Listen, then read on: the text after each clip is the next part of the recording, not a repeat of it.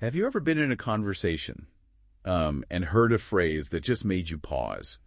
Like, Yeah. wondering if you really understood its modern meaning. Or maybe you wanted to say something, nuanced, but didn't quite have the right words. Exactly.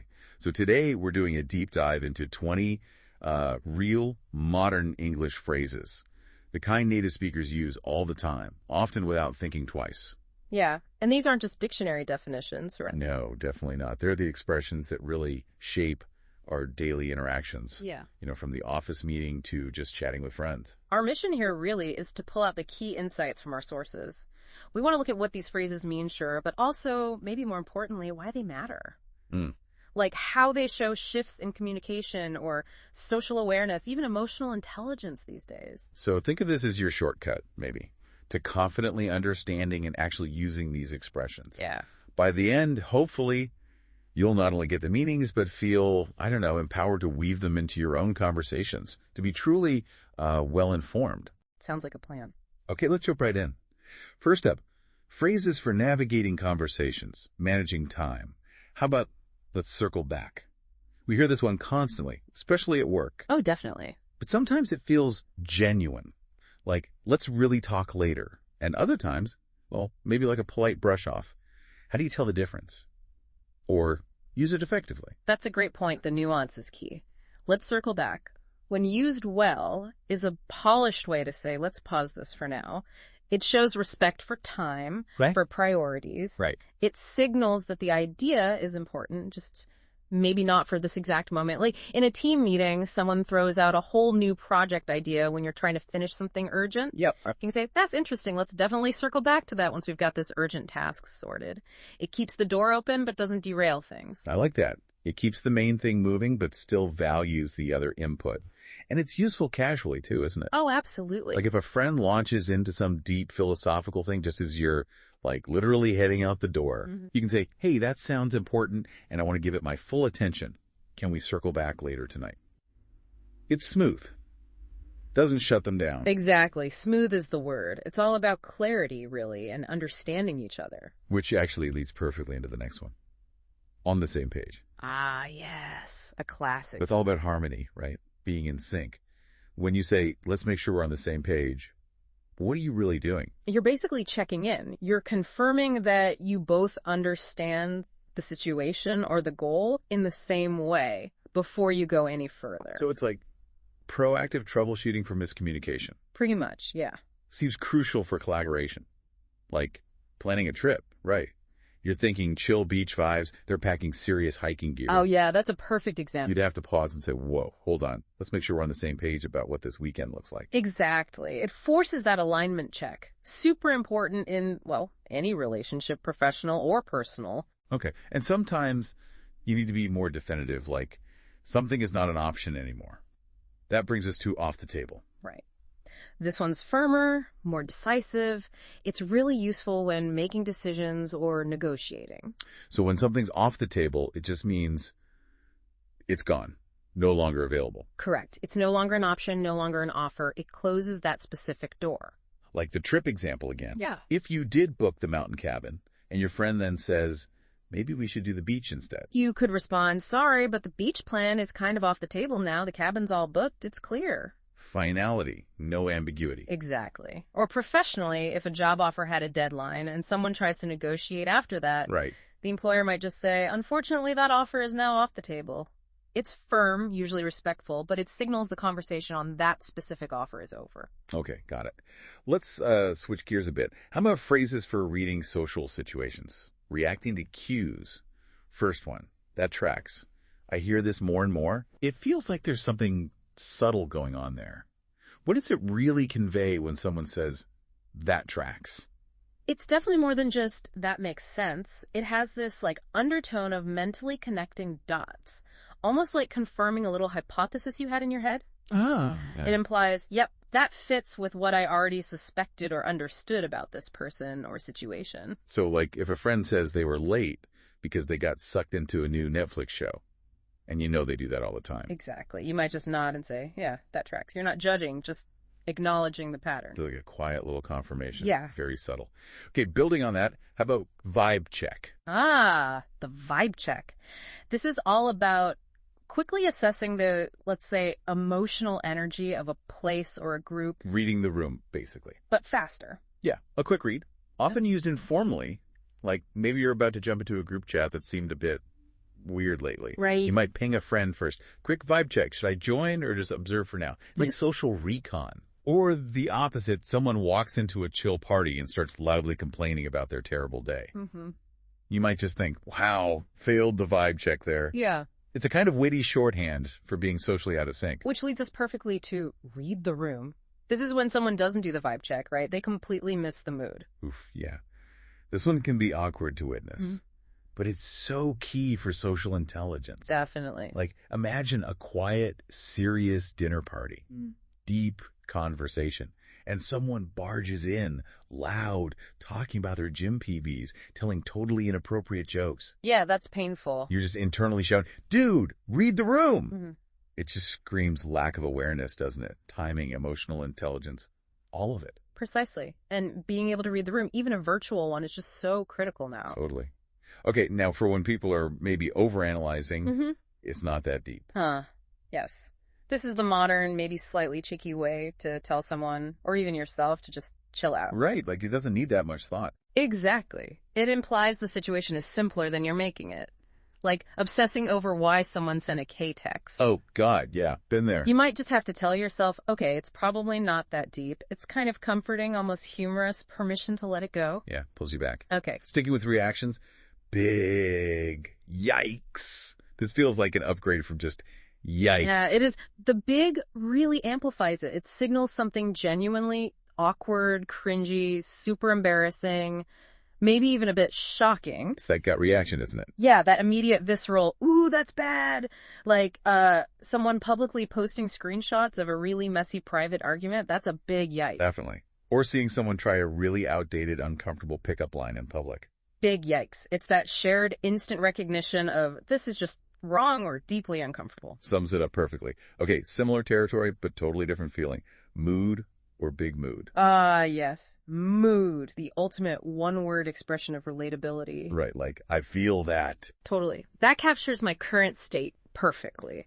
It definitely jumped from internet slang into real-world chat. Someone shows you a picture of a cat just looking totally over life. You might just sigh and go, ugh. Mood. And big mood just ramps that up. Big mood is like, that's not just relatable, that is my entire life right now.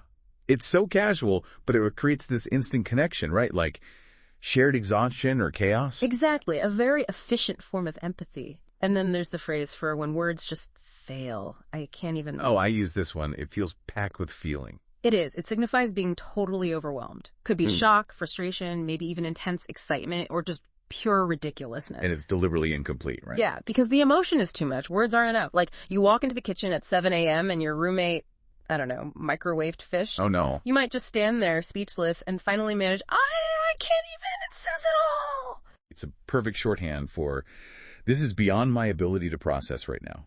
Okay, speaking of saying things without really saying them, throwing shade. Throwing shade. This is an art form for some. Oh. Right. It's making a subtle dig, a clever insult, but not being direct about it. Exactly. It's not a full-on fight. It's more like a classy diss hidden behind a smile. Yeah. Like someone shows up super late and you say, with maybe a little smirk, oh, look who decided to join us. That's shade. Or, wow, you're so brave for wearing that. Ouch. Subtle ouch. It's all about the implication, the wit. Everyone usually gets it, even if it's not said outright. And what about when people say no shade? What's that doing? No shade is like a disclaimer.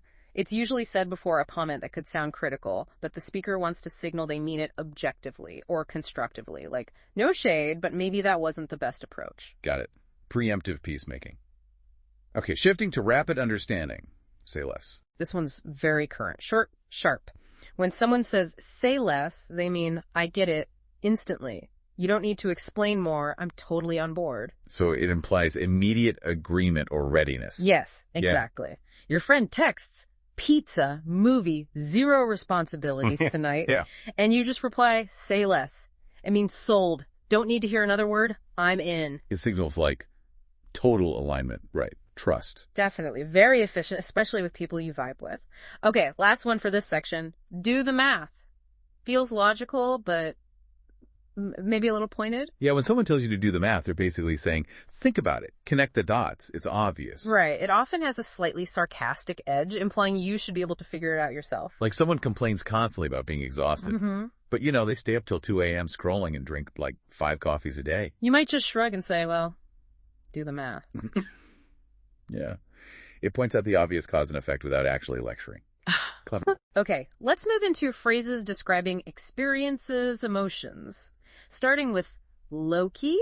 This one's become such a vibe word. It really has. It softens things, right? Yeah. How has its meaning gotten so well nuanced? That's a good way to put it. Low-key lets you express a feeling or preference without making a huge deal of it, like a quiet confession. So I'm low-key excited isn't like jumping up and down excited. No, not at all. It's more like quietly looking forward to something under the radar, or I low-key love pineapple on pizza. The controversial confession. Exactly. You say it low-key to kind of test the waters, maybe admit a guilty pleasure without shouting it from the rooftops. It feels authentic but not performative. Interesting. Okay, next. Binge-worthy. This one basically defined the streaming era, didn't it? Oh, completely. If you've ever accidentally watched an entire season in a weekend, Guilty. Binge-worthy, it means something is so addictive, so captivating, you just can't stop consuming it. Show, podcast, YouTube channel. Even like a recipe blog or someone's Instagram feed, right? Totally. It's spread beyond just TV.